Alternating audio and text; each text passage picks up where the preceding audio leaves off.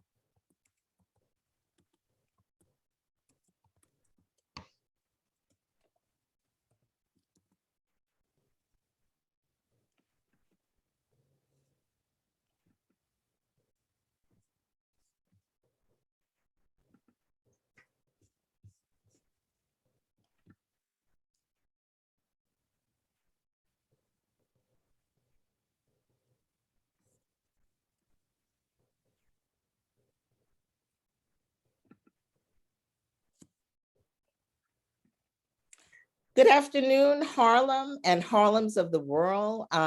This is Terri Wisdom, and I'm coming to you live from Harlem Network News. As many of you know, Harlem Network News is a new media platform. We started at the onset of COVID, and we're still here. And we know that the service that we're providing is extremely imperative and important, making sure that people are informed and therefore can make educated decisions about their lives. And today we have here with us our former Borough President of Manhattan, now council person for District 6, and that is in the person of Gale Brewer. Gale, if you would just say hello to Harlem and the Harlems of the world and New York City. Thank you so much for joining us. Thank you very much, Terri Wisdom, and thank you for all your work on Community Board 10, and thank you to all the Harlemites and the Harlems of the world. This is tough times between the Supreme Court challenging the situations in communities, but your Harlem Network News information is vital. I know I listen to it. I know the Harlemites listen to it, and it's very hard to get information from the newspapers or even what's going on television.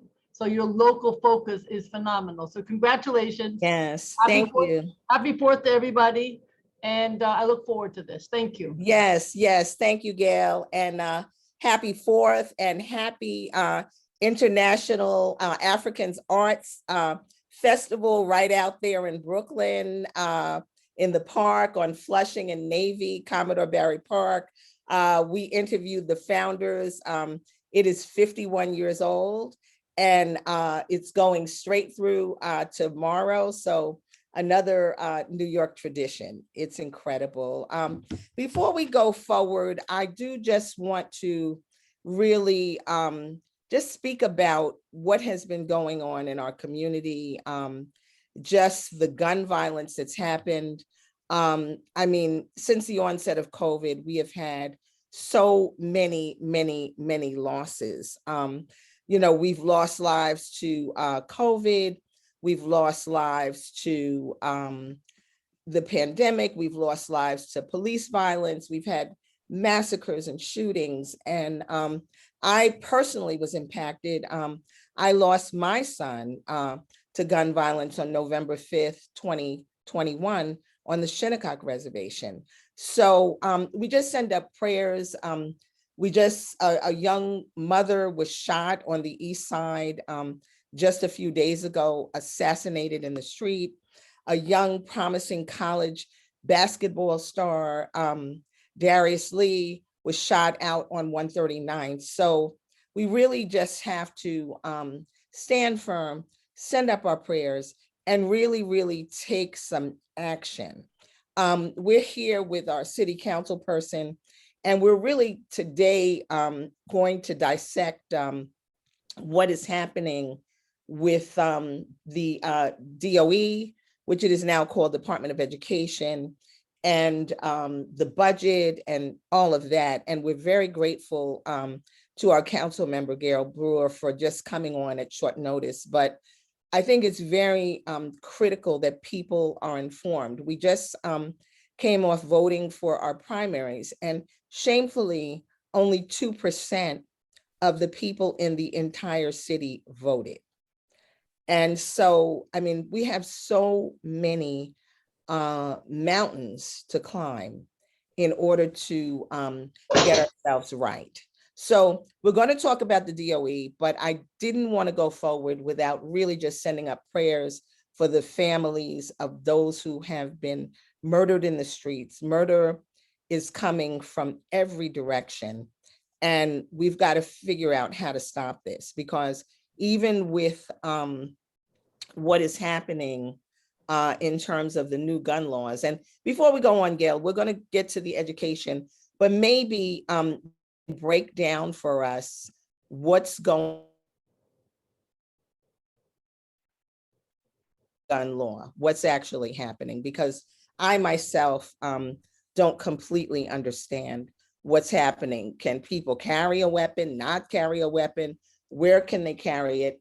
And it just seems preposterous with all these shootings happening that there's even a debate about carrying a weapon.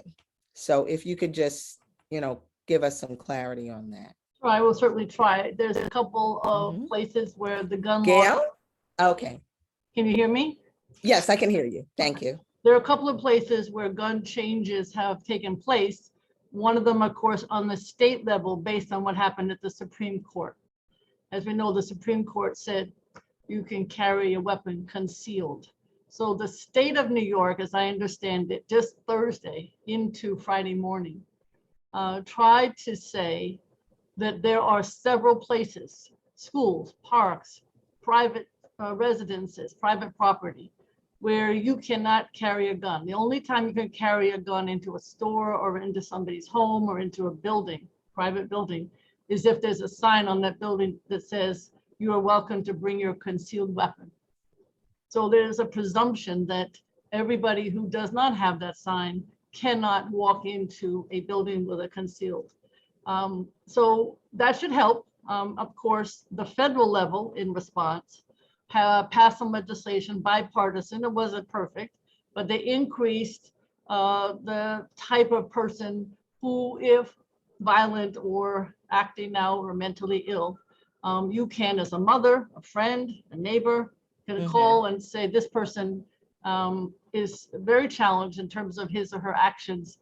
They should not get a gun. And of course, it would be a process, but at least some of the people who have done mass shootings recently, the one that he, in fact, had been hospitalized. Okay. And still managed to get a gun.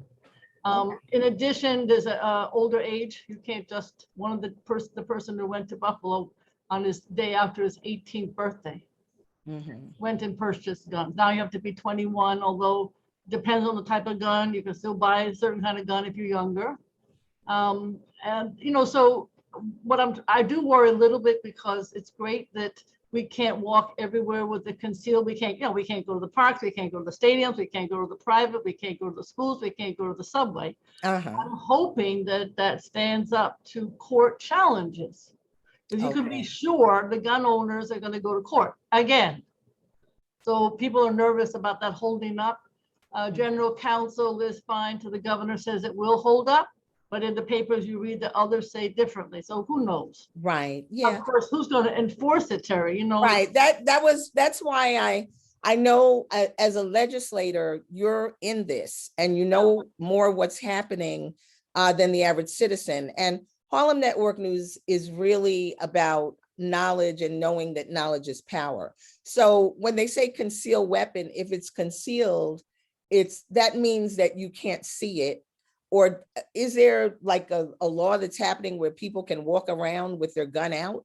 That's I mean, we're not certain what that means. I don't know exactly what it means either. I assume it's on you, and you know, how the cops, you know, they have so much to do anyway, and they have their own challenges and so on and so forth. I don't know how this is going to work in terms of enforcement. And I have to say, I don't think anybody does. Right. Yeah. So the concern is, and Harlem Network News, we are going on the record, and our position is, with all of the things that are happening, I mean, pretty much for the most part, guns should be restricted, guns should be outlawed. We know it's, you know, whatever amendment it is, but people are dying in the streets daily in every kind of way.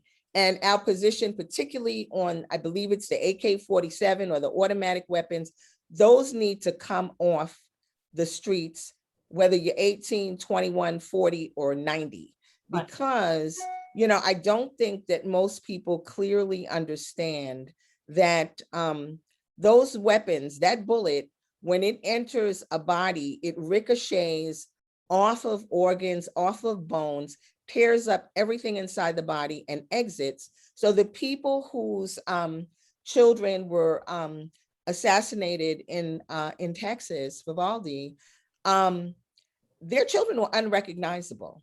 So there's no reason to have that kind of gun on. And I don't know what is happening in the world, but our position is no to that kind of weapon. People are painting it with Hello Kitty and customizing it. This is unconscionable. And we ask that whatever the city council can do, whatever the governor can do, whatever the president can do, we've got to put the brakes on. And the other issue, you're absolutely right. And the other issue of the ghost guns. Yes. I know that I just went last weekend to a buyback with DA Bragg and members of the police department in Harlem. Fantastic. At a church, and you could see the ghost guns. I mean, there were like 10 of them. 75 guns, I believe, were brought in. The DA thought, and this was concerning, that usually he gets 100 or 120, and it was a good number, 75.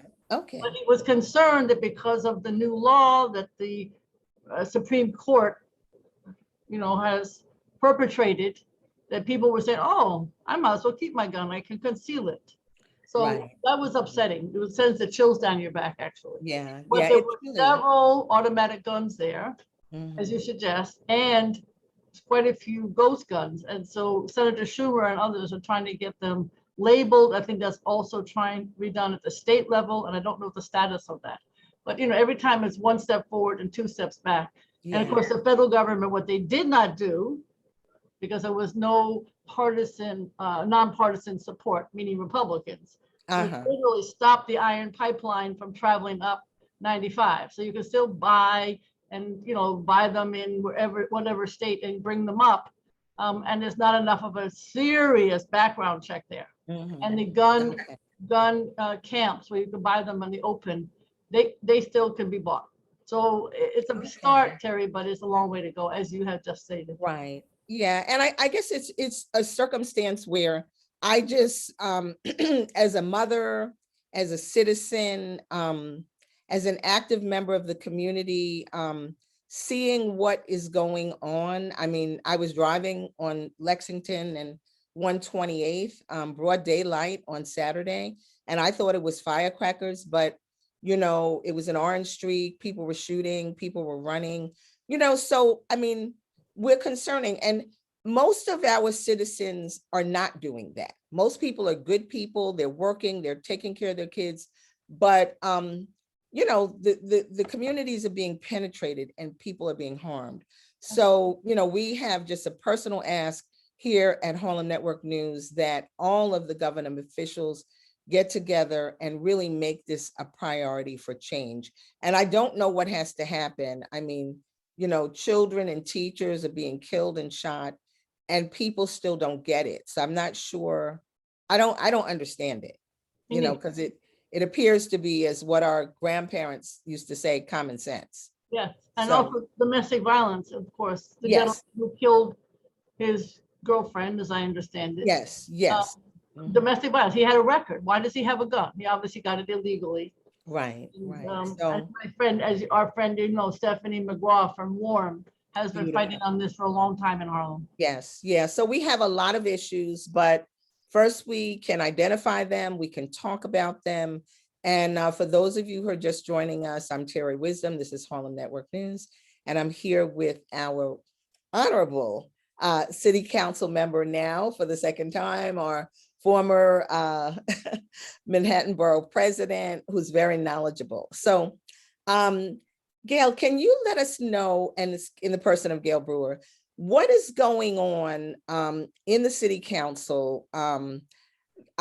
You responded to my call to action. I was watching New York One. I saw you on the steps of the city council, and there's a lot that went on with the budget that was passed. You stepped up for the chair and explained what's happening. So can you tell the layman people what has happened with the Department of Education budget? When was it passed? What were some of the criteria?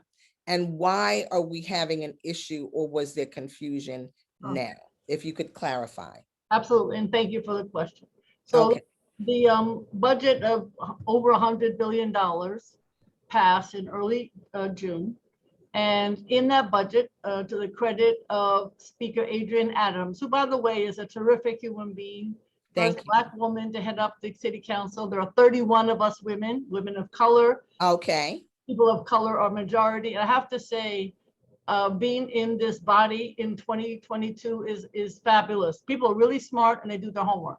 So it's an honor to be there.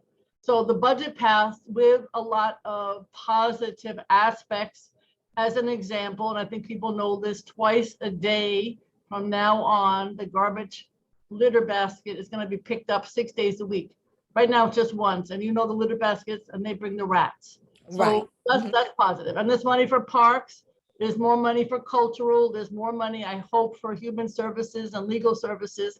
So there was a lot of good in the budget, so it's hard to say, no, we don't want this budget, at least from my perspective. And so all of that took place with, people getting individual projects funded. And I know I got a lot of money for Riverside Park, etc. Libraries, the police did not go up. The correction department wanted 573 more staff members. We said, no, the people who were there should show up for work. So all of that was taking place, and 2 months of hearings. Toward the end, like say the end of May, beginning of June, there was a lot of wait a minute, something's wrong with the Department of Education. How come they're cutting? What's going on? And I must admit, it was a little hazy because the Department of Education is not very forthcoming, or what we would say transparent about their budget. Their budget is $30 billion. So it's a third of the entire city. Okay, so let's repeat that so that everybody in New York City knows. The Department of Education budget is 1/3 of the overall city budget, and it's $30 billion. Okay, so if you could continue. Yes, it is. And and they had in the past, I remember, because I was borough president and I had all of the schools in Manhattan, over almost 450 schools. So at that time, obviously, we had fewer kids in school. Usually when you have fewer kids, the chancellor and the Office of Management Budget cuts your budget November 1st. October 31, how many kids you have? 500 kids, 800 kids, 900 kids, whatever it is, that's the date of cutoff. And you get supposedly funding for the number of kids. If in fact you thought you had 400 kids and you have 350, then you're going to get 50 kids cut in terms of your funding in the past. But during the pandemic, there was federal money available. And so de Blasio managed to keep it whole because there were so many problems and he didn't want to cut anything. Okay, so here we are in 2022 with a new mayor, a new chancellor. And they said, okay, there are fewer kids. We're not going to let you keep that same amount of money that you would have had under the pandemic. And so we're going to cut. And all of a sudden, this became clear, to be honest with you, to me. I was not paying as much attention. I feel like I should have been paying more, just like a day or two before the budget passed. It's hard, I'll be honest with you. So if you can just go over that, because one of the things here at Harlem Network News, we want to make sure people understand. And even if you're a person who pays attention, in the 1 or 2 minute sound bites that we're seeing on, our regular news channels, it kind of can pass over. So if you could just say that again, Councilmember Gale Brewer, in terms of a few days before the budget passed, it appeared there was something wrong. There were a lot of good things in the budget. I talked about the sanitation and the cops and the correction and the parks and health, and I could go through where the speaker had negotiated with the mayor, cultural, and there was a lot of good. So the idea was move forward, but a couple of days before it was like, oh no, what is the cut to the Department of Education? Okay, got it. And the mayor kept saying, every student, if it's 450 or 500 in your school, will be totally funded. There's a problem with that. That's 100% fair student funding. Sounds good, but this is the problem, and you know it as well as I do. You can be 100%. This formula is a very old formula for my student being 100% funded. Okay. It may not include the music teacher, which you need. It may not include the social worker, which right now you need. Thank you. It may not include the art teacher, which right now I need for my kids. They are so challenged, and there's so difficult times now. And it may not include enough just generally because times have changed. You need a different kind of formula. So 100% sounds great, but it wasn't enough money. And at the same time, there wasn't going to be, according to the mayor, that federal money. So say, for instance, you have 450 instead of 500, then you're going to have to let teachers go because you don't have enough. Now, the teachers don't get fired because the contract doesn't allow them to get fired. Got it. If you're a school where you've had the same teacher, excellent teacher, my science teacher is fabulous, my music teacher is fabulous, 11 years, and he or she leaves, they may go to another school. You as a parent said, I don't want, I'll go somewhere else. I'll go to a charter school. I'll leave. Because I love my teacher. My kid loves. And also, it's very important, education. This is Harlem Network News, and I'm Terri Wisdom. And I am speaking from the lens that I know, the lens in Harlem, but I know that that lens magnifies to other parts of the city. In Harlem, we have, from my perspective, and not because of the teachers, just because of many complex situations, we have an education system that is separate but not equal. 99.99% of the students, whether there's gentrification or not, in Harlem are Black and brown children. And we know that during the pandemic, those children were impacted the most from all of the disparities. They did not have the laptops or Chromebooks or whatever it was. And they also did not have the broadband that other people had. There were parents sitting in McDonald's on their phone trying to have their kids do homework. So we have some very critical situations that must be addressed in terms of education. And I'm sure that lens stretches across the city. But I want to give you some good, just so Harlem, because Kristen Richardson Jordan is one of the council members in Harlem. Yes, absolutely. You have 33 schools in Harlem in that district, in her district. And for the 22 schools out of the 33 got their budgets cut. So there were some that did not. And they lost 11% of their budgets, which is $367,000. That doesn't include the District 75 schools, which are the kids with special needs. Yes. They're not included in this. But so, and then my district, which is District 3, because you have a lot of Title I schools in Harlem, which means that they get some federal money on their own. Right. So you lost in Harlem, in her district, lost about 7,000. And my district, we lost 12,000. And I have 29 schools because so many of them are not Title I. And another example would be Sean Ebre, who is in District 7, part of Harlem. Yes. And he has 22 schools and he lost 6,000. And then you have Diana Ayala in East Harlem. She has 53 schools. So she also has the Wow. Bronx, and she lost 18,000. So these are dollars in loss. Yeah, and that's that's 12% of the budget. Wow. Wow. So yeah, it's $18 million. $18 million, $12 million. It's a lot of money. $12 million, $7 million. These are big numbers, and that's a lot of teachers.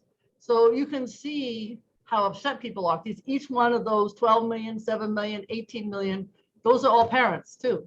Those are all parents and schools who are going to be very upset. So some schools lost 17% and some lost 9% of their budget.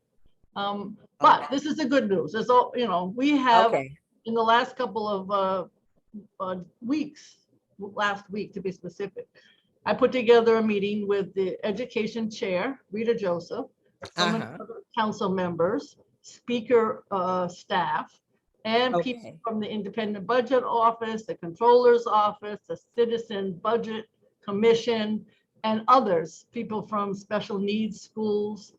Where is the money? And I have to say, Gale Brewer is not the expert, but there are experts. And they really do believe that there's close to $650 million that was rolled over and not used. And the budget deficit is only, because is only 250 million, maybe 400 million. So it seems to me that we should be able to find this money to get us through this coming year so we don't have to move any teachers. Okay. Just so you know, we're on it. Okay. I love the fact that you're on it. And if you could just further explain what happened, so that there was this like confusion or misnomer, because as you said, everybody on the council is on it, but where was the disconnect that happened a couple of weeks, a week, or when you got to this point and it's like, what's happening? And, I also did hear our chancellor say that you all should have been clear and asked those questions ahead of time. So I was concerned in terms of that response, and just concerned, with the mayor, and that everybody is working collectively because we're all here together. Right. And so if you could kind of break that down. I think what happened was the 100% every student is funded, which is not really true. It sounds good, like all the students are 100% fair student funding, but like I explained, in 2022, that's not a number. It's not really 100%. And so that is not a formula that we can use in 2022. We need a whole year to redo that formula. Okay. So I think it sounds great, every student is funded, because on paper, they have met the formula. In other words, every student has gotten what they deserve according to the state formula, but that's outdated. Okay. And then you couple that with the fact that the federal funding is not being stayed in the schools. Now that's where we don't know exactly where it's going. That's one of the challenges. Okay. But there is federal money. It's going to end in 2024, and a lot of it has been allocated. Okay. But we feel there's some $600 million that hasn't been, and that could fill this gap just to get us through this year. And then we have to, during the year, not go through this again. So the answer to your question sounds great. Every student has their funding. Well, they don't actually. Okay. So, I'm glad that, I'm sad that this situation has happened, but a lot of times, and this is Harlem Network News, I'm Terri Wisdom, and I'm here with our council member, the Honorable Gale Brewer from District 6. So it's bad that this happened, but the fact that it's been identified, now we can address it. If we know what the problem is, we can address it, and everybody can work collectively. And we personally thank you, Gale, for jumping in there, and also everybody else for being on it. I had a question that came up, and it has to do with money and budgets. It's from one of our audience members, and she is the renowned Sharon Salam, mother of exonerated 5, Yusef Salam. And she wanted to understand, with gambling monies and so on and so forth that have been made by the state, is that money like going to help with the Department of Education? That's a And I very, think it's a good question. a very good question. It's my understanding that is state, and the money that is used from what I call the gambling money goes to the State Department of Education, a portion of it. Okay, It doesn't, and I suppose in some way, shape, or form, because the fair student formula money is from the state. So I assume that in some way it comes down. But the gap that I'm talking about is directly just the state, the city Department of Education. okay, The gambling money goes to Rochester, Syracuse, Buffalo, goes all over the place. okay, but it comes to New York City It as does well. come to New York City, yeah, but Okay, yeah, it doesn't okay, really help us right now. But that's a really good question. okay. Okay, I really thought it was, so that's why I wanted to raise that question. Okay, so another situation that I'm reading in the papers, I'm doing my research, but I like to go to the source so that we can get some clarity. And you certainly are one of the sources. And you mentioned our council person, Christian Jordan Richardson. And it's my understanding that in this vote for the budget, there were 6 people of the city council who did not vote for the budget. And one of the people was Christian Jordan Richardson, and I believe Barron from Brooklyn and several other people. And there was some concern that there were punitive steps allegedly towards these council members, and that they lost some of the discretionary funding that they would get from the chair. So if you could break that down, and also because we are talking to our public audience, I think it's really important that everyone understands what is discretionary funding, what is the budget of the chair, how does that filter down to council members in the district and ultimately the people, if you could explain that. Thank you. That is a very hard to read about it anywhere, so I love doing this. Great. The way it works is that before I get into, who got it, who did it, I can tell you the general overview. So the way it works is I'm on the budget negotiation team, I'm on the speaker's kitchen cabinet, and I'm on finance. So I do, and I love the budget. It's like my favorite challenge. But so I have a sense of how it works. Generally, you negotiate for, I'm making this up, if you're on budget negotiation, you try to figure out what should be the priorities. Should it be sanitation? Should it be health? Should it be parks and so on? So then you, as a budget negotiation member, and I think there's about 17 of us out of 51. Okay. You provide that to yourself, advocate, and also to your delegation. And obviously I work with the Manhattan delegation. Okay, excellent. So that would be the big picture, all the big. Okay, thank you. 22 million for sanitation, the whatever million for parks, the 60 million for the people who are home health aides and human service workers, so that they can get a raise based on cost of living adjustment. So all of that is one step. Then the next step is that you say on a capital, there's a capital which is bricks and mortar, building a restroom in the park, paying for technology in the schools, fixing up the water fountains, and whatever you want. Even you could build a new street if you wanted to. So all of that is the next aspect, which is the capital allocation. And I think, I should know this, but I think the speaker gave each person either 400 or 500 million. Some of us use $1 million for participatory budgeting. Okay. Which means that you send out a note to your constituents and you list, security cameras, parks, schools. What do you want to spend $1 million on? Fixing up the gardens in the area. So I think that that in Harlem that was done, participatory budgeting. So you use some of that, and then you still have 400 million left. You can pay for a new cultural center. You can pay for a new park, whatever it is.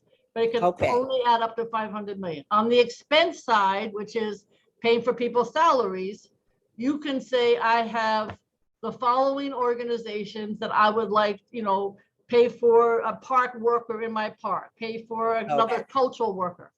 All Okay, of this ends up in something called Schedule C.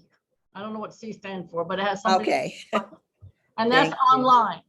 What happened with the speaker, she said, and I don't know how much everybody got. You could add it up in Schedule C if you want to spend a whole bunch of time doing that. Okay, But that's where the listing, right next to all of the projects for Riverside Park and my playgrounds, it says Brewer, Brewer, Brewer. gotcha. My understanding is for the 6 people who did not vote for the budget, they got the money, but it doesn't say Jordan or Barron or any other name. So the public may not know, but hopefully the constituents in Harlem, Mhm. it is important to get funding for your constituents in Harlem. Absolutely. And That absolutely. And trust me, hopefully they got money. Harlem Network News, we're one of the constituents in Harlem, and we're hopeful that we're going to get some kind of funding, some kind of help, Yep. so that we can continue and expand what we're doing. Exactly. And just note, there's one more post budget, which is what we're in now in July. There's another initiative process. So there's I'm making this up. There's initiatives to fight cancer. There's an initiative to fight homelessness. There's an initiative, etc. To make sure the streets are clean. So within that, there's a whole bunch of initiatives. And now we can allocate funding. We can say this group should get money to clean up the streets. This money should get group to put on a play. Okay. Have a youth program or whatever. Okay. At the same time, the speaker each gave everybody $100,000 to either deal with public safety or victims. And so that's another pot that's available. What won't be available to the 6, as I understand it, is their name next to the amount. So that's what's going on. Okay. So just for clarity, because I'm saying, I'm reading between the lines, I'm reading across, I'm listening. And so for the average citizen, we're not in there, we're not legislating, we don't understand everything. And even, researching and being a news network and doing deep dives, I still didn't really have clarity. So what you're saying, from my understanding, because I understand that there was some discussion with the speaker and also Alexandria Ocasio, in terms of like, did these districts actually get the money? And I think the public needs to know. And then you're stating that they did get the money, but those 6 people's names were not next to it. Why would that be the case? That was the speaker's decision as how she wanted to handle the 6 who did not vote the budget. She did say that constituents, because Harlem constituents are incredibly important, and in my opinion, over the years, they have been shortchanged, where some of these reasons. Yes, so, absolutely. And so I hope that they have not been. You also have funding, I hope, from the Borough President. I mean, it's another place. Another source. So my understanding, and again, because I don't see and make a list of everybody else's funding. Right. No, I know. You're all eyes on your district, which is what you should be, and then broader I pay attention to Harlem because I do care also. Okay, of course. I do think my understanding, but I do think that the council member should allocate for you and others what she did do. Make it right. Okay. So I just wanted to get clarity on that, and understanding what the rules are in terms of the speaker not putting the people's names, and wondering in America, if you vote a certain way or you don't vote with the rest, is this punitive? I'm just trying to understand. I don't know the laws and the rules. There are no laws on this. There are no laws on this. I mean, in the past, some speakers would vote against the budget. They just cut your budget. Okay, got it. Okay. So my understanding is the speaker did not do that because she knows how important it is for the constituents. Okay. All right. So thank you for that clarity. I think it's just really important because there is so much going on. It's just overwhelming to really keep up with everything. But we don't have an option but to keep up with it because our daily lives are driven by this. And I'm Terri Wisdom. This is Harlem Network News, and I'm here with our city council person from District 6, Gale Brewer, formerly the Borough President of Manhattan, been in city council before, very knowledgeable about what's going on. Gale Brewer is everywhere and pretty much knows everything. So, and if she doesn't know, she's going to find out. So that's great. So I think we've covered the circumstance with the education. We've covered the circumstance that the council members should have gotten the money, and we will continue to follow that trail. And just in terms of wrapping up the DOE, can you just explain what next steps are, what you're doing? And also, if you would share a little bit about what the relationship has been between the mayor, the chancellor, and the city council members. Okay. So in terms of the next steps on the education, I will be very clear, we are not giving up. The speaker and the mayor have been talking. And I think I've actually gotten more emails and calls than almost any member. So I am focused on making sure that these schools do not go to September without teachers. And so I think I don't know, somehow I just have a feeling after all these years that there's so much at stake that we will make sure we do that. They will have this money one way or the other. And look out for a lawsuit, because my understanding is there's something called PEP, which is the education oversight for the Department of Education. And it has on it appointments by the mayor, the 5 borough presidents. Okay. And they traditionally sign off on contracts, etc. So some smart person realized that PEP is supposed to meet to talk about the budget education before it's actually passed. So okay. That also might be another way to fight this budget. But at the same time, we are not giving up. I believe we have found the money. Okay. Now the question is getting the will of the mayor and the chancellor to say, yes, the money is there. There'll be a problem next year, but we're going to sit down and figure out how to deal with it. So right. That's where we're at. Very, very specific. Okay. Yeah. And that's a better situation, because right now we're in the 12th hour, you know, in terms of school starting, teachers being there. And the pandemic and COVID should have taught us, you know, after all we've gone through, you know, that we really, you know, got to focus and, you know, get things together. And I think the students, the teachers, the parents, the extended family, everybody has suffered enough as far as education. Yes. And, you know, there shouldn't be any more suffering. I mean, COVID's not over, but, you know, the suffering needs to end. Absolutely. You know, and it shouldn't be caught up in bureaucracy or whatever. Everybody really needs to work collectively to do whatever needs to be done. And it appears that you're forging ahead on that level. Yes. Okay. All right. So just since we have you here, we're going to pick your brain.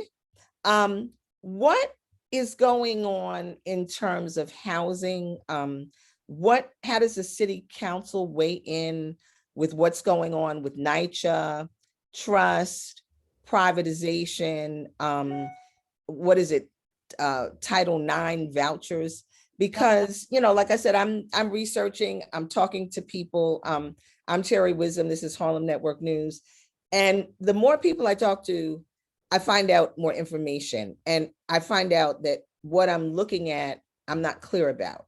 So I think that whole NYCHA, trust, Title IX, privatization that's already happened in NYCHA, and the fact that, you know, because when people look at NYCHA and they look at the conditions of the apartments, it gives the impression that people are in these apartments for free or something.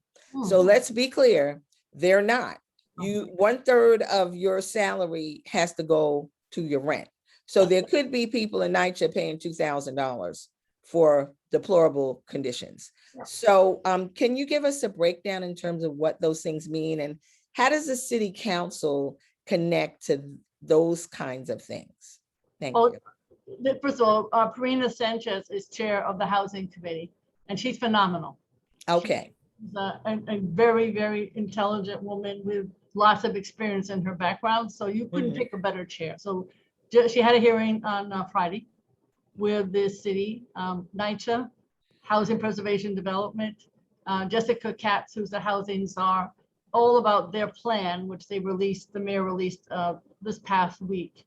The plan is very light on details, but there's, I believe whether it is affordable or not, we need 500, something like 560 or 580,000 units more new, because we have a lot of people coming to New York. We aren't even close. And of course, most of those have to be affordable. So we're in a big mess. I think you picked the right topics, Terry. Schools and housing. Those are the two biggest challenges we have right now. So on one level, they talk at this hearing a lot about NYCHA. NYCHA is, something close to 400,000 people, although it's a lot more because a lot of people are not on the lease. Okay. And as we speak, literally as we speak, there are three aspects to NYCHA. One, of course, is I'm not crazy about the RAD PAC, which you have just mentioned. Yes. That's the situation. I was part of a task force as borough president for the developments on 26th Street, which are Fulton and Chelsea Elliott. And in that case, we spent 2 years with the mayor's office and the residents, and they planned out the RAD. So they are very happy. They picked the developer themselves. Okay. They picked how they're going to do their lobby and the color of the grout. And so they're happy, but that is not the norm. There are units being done now. There's one in Harlem, Frederick Samuels with Diana Blackwell, who's the tenant leader. That is going well because she picked the developer. She's in control. But I have one at Wise Towers where there was no consultation before I was in the city council, and I don't think it's going well. So there's a lot of RAD going on, and that's what you're talking about. Some people call it privatization. I hope not. NYCHA still owns the land. It has a lot to do with how the developer works with the residents or doesn't. But those are some of the units that are going through that process. And there are a few in Harlem, mostly the scatter site. I know PS 139 in Harlem is going through that now too. Okay. In Albany, 2 weeks ago or something like that, maybe 3 weeks ago, the legislature and the governor signed the, as you said, the trust. And what that means for I believe 62,000 units is different than RAD. It's basically an overall organization. When you see a new school, it's built by the school construction authorities, not built by DOE. And they have more flexibility in how they can do the contracts and so on. And that's what the trust will be. It'll be like a separate organization that will renovate 62,000 units, and they will stay in NYCHA. Very different than the RAD. The RAD, to be honest with you, they're still using the NYCHA list, but the tenants can't be part of an overall NYCHA task force or anything like that. So people seem to be, some people hate all of this, but at this point, that will use Section 8 because that's where the trust will use Section 8, and they will hopefully continue as a resident to pay 30% of their income. So whatever your income is, you pay 30%. Okay. I haven't seen any buildings that have actually been converted under the trust. So I don't know exactly how it's going to work. Okay. And that's where we're at. It's you're saying is it the RAF? What is RAD is the RAD is the one that's happening now. That what is Frederick Samuels going through it, PS 139, Wise Towers, some of the smaller buildings in Harlem. Okay. And so they're being renovated, and that's what's happening. That's that, as you suggest, the Section 9 as opposed to Section, I'm a little concerned about it because I want to make sure that they never get sold or privatized. And it makes me a little nervous, to be honest with you. Okay. Yeah, because I had this is Harlem Network News, and this is Terri Wisdom, and I'm here. We're winding down with our councilperson, Gale Brewer from District 6, and we're talking about NYCHA, public housing, and just trying to have some clarity as to what is Title IX, what is RAD.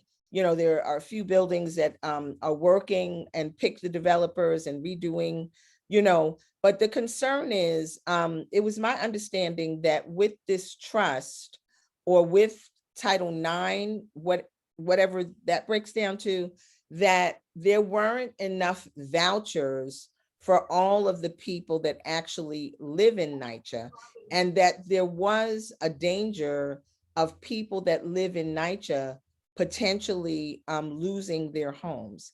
Is this a factoid or not? I mean, I think I worry because it comes from Washington. Okay. And Section 8, which is going to pay for much of the trust, is coming from Washington. So you always have to worry that, you know, the reason that the chair, Mr. Rush, thinks it'll be okay is the following. There's a lot of Section 8 in Republican districts. Mm-hmm. And Section 8 tends to pay often for private housing. And so Okay. Section 8 can be used for NYCHA, Mm-hmm. or it can be used for private housing. Either way, you pay 30% of your income. Okay. So his feeling has always been, and others, there will always be Section 8. Do I worry? Of course. Yes, but I mean, at this point it's happening because it passed the state legislature. And I'm one of these people, if you got to deal with it, just try to do it right and not have anybody lose their apartments. Now, I worried the first one that was done was in Auburn, Edgemere. Oh, I guess it's called Ocean Bay. Right. Far Rockaway. Far Rockaway, yes. Because I used to work there. Okay. And in that case, there were some evictions, which I wasn't happy, something like 18%. Wow, that's higher. Considerable. Yes, and that's 18% rounded off, that's 20%, you know. So I was not happy considerable. About that. Yeah, so I'm watching it like a hawk in the developments where I'm involved. Okay, all right, well, we thank you for that. I think I'm very vigilant all the time. Yes, you are. Yes, you are. And I just, we're winding down, and I just want to really give a great shout out to the staff of Gale Brewer, Eddie, Jay, the people that I dealt with directly. They were on it. They picked up the phone when I asked for, you know, pictures and whatever, so we could do the flyer. I got it right away. And that's imperative in this age of technology, in this age of communication. You know, this is how we're going to get things done. You know, even if you don't know the answer, you know, just if somebody calls you, pick up the phone, you know, you can text them. There's several ways, and communication is key, you know, so that we don't have breakdowns. And just the overall concern about what's going on, because the economic situation, the housing situation leads to the homelessness, leads to the crime, leads to the drugs, leads to the mental illness, because people are stressed and there's food insecurity. So, you know. It's I mean, the mayor has said over and over again that he wants to address all of these issues. The problem is, and I believe him, and I think he has some good people around him. But the problem is that, you know, they've been going on for a while. The pandemic made it worse. So the question is, are you willing to really take on and spend the money to build the housing? Are you willing to take on and spend the money to have serious mental illness support and meet the people where they're at? You know, and are you really serious about getting people quality housing and not just shelter? Okay. So, you know, that's the question. And if you are, then I think we have a chance of addressing these issues. But you can't do it in a half-baked way. And people aren't going to put up with shelters. They really want housing. And he just said the other day that he wants to build more housing and he wants it to be in different neighborhoods, but he does want more shelters. I personally want more permanent supportive housing. Yeah, I think it makes sense. And at the end, yeah, thank you. And at the end of the day, we probably spend more money for shelters and everything else than we would for somebody having a permanent housing, because we can look back to the days where, you know, hotels were making $300 a day, you know, where people didn't even have a hot plate. So, those kinds of things, once again, goes back to common sense. And as we are speaking about housing, Harlem Network News is not going to be on the show and talk about housing without speaking about some of the travesties that are going on in Esplanade Gardens, right in Harlem, a large community that's dealing with capital improvement projects. They're also dealing with a seawall situation. A lot of the people who live in Esplanade are senior citizens, and there's a vicious cycle going on, so, and HPD is involved in this. So, or overseeing a lot of this. So, we've just got to kind of follow the money trail, see what's happening. And people are paying their rent. They're paying for this. So it's critical that we just get on top of these things so that people can have quality of life. We have gravelicious, developers who are building stuff everywhere and not really having, even if they say they're having affordable, who is it affordable to? Not most people in New York City. And now we're building 93-story towers in Brooklyn, where an apartment is going to be $8 million. So I don't get, there's obviously a very serious disconnect for who can afford what, who's here, what is happening to the regular people that are being displaced. And, you're going to have many people sleeping on the street if we go in this direction. And the other side of it is that these developers, and maybe you can just give a little breakdown before we get off, but they're getting like tax breaks, and they're getting our taxpayer dollars to do this. So they're not independent in terms of doing this. So can you just give a little further understanding to that, and what we, the citizens and the city council and our, public officials can do about this? Well, traditionally, particularly in Manhattan, and I did 200 zoning changes, and when I was in the borough presidency, which is more than all the other borough presidents combined. Okay. So you can see how busy Manhattan is with all these. Yes, absolutely. But anyway, the 421A. So 421A is buildings, you're building a building and you want to get a tax break. It's pretty easy to do it. And in some cases, you have to build some affordable housing, but it can either be off-site, or it's either way. If it's off-site, fine. But if it's in the building, it's not for the life of the building. It can be for the life of the tax break, and then you can stay, but it doesn't stay as an affordable apartment for the life of the building. Whereas so that's, so then you don't really, these developers, as you say, they wait generations. Yes. So they're happy if you and I move into an apartment and we're there for our life. But then when we move on, one way or the other, that apartment goes market, doesn't stay stabilized. So I don't like that tax abatement. And to all the credit in Albany, there's been a lot of discussion, but right now it's not on the table. It has sunsetted. I don't know what's going to happen in the future. It's up to Albany. But that was the tax break, along with J51, but that isn't used as much anymore. That's one of the examples that people and developers use, and they say without a tax break they can't build. I don't know. Yeah. So we have much to ponder, much to do. I want everybody in New York City to put their best thinking cap on. As we say in the children's shows, we want you to get involved. We want you to get engaged. We have a primary coming up. We want you to pay attention. And Harlem Network News is working on developing a Harlem Voters Council, but it's for everyone. It's Harlem of the world, so people can be informed, know what's happening. Nobody's going to the polls and playing tic-tac-toe because they don't know who the people are, the 15 people or the judges. We got work to do. So if you would have any closing statements, and thank you for coming on and on this happy 4th, everyone. Let's keep it real. Let's speak truth to power. Let's get on out there to the International African Arts Festival. If you're in town, support them. It's amazing.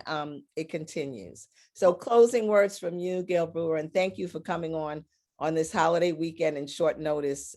But Well, You're about the work. it's always Thank an honor to be with you, Terry Wisdom. And, you know, it was a lot of good things. Juneteenth been a holiday was a good thing this year. And, you know, you. Yes, absolutely. and it was African American Music Month. I had fun doing that Okay. with Dawn Jones. And we Okay. also have, you know, it was LG Pride Month. Yes. And it was very beautiful celebration, shall we say, in Yes. terms of the parade. So I think, you know, there's a lot to be thankful for, but I am looking forward to the challenges of budget, housing, education. I am obviously, as usual, you're right on the topic that you're selecting. And I think folks in Harlem should pay, you know, close attention, because you do have some good things. You have a new museum coming on 125th Street, actually. Yes, absolutely. Two good new museums, and you have to pay a lot of attention to the schools, I think, which need a lot of help, and certainly housing. The two topics that you raised are the ones that I would focus on. I also want to give a lot of shout out to Barbara Askins at the 125th Street bid. Absolutely. That corridor and all the challenges that she's been working on, she's been doing a phenomenal job. So congratulations to all of Harlem and the Harlems, as you say. Okay, thank you so much. Lots of work to be Thank you done, so and thank much. you very much. Okay, so have a great day, and folks, continue to tune on in to Harlem Network News every Sunday at 4. We do specials. We're on Facebook, Instagram, YouTube, Twitter, Clubhouse, soon to be Manhattan Neighborhood Network. We're looking to stream because we want people to be informed. Knowledge is power. Of course, you can donate if you have story ideas. Harlem Network News at gmail.com, and you can call us directly at 646-261-5397.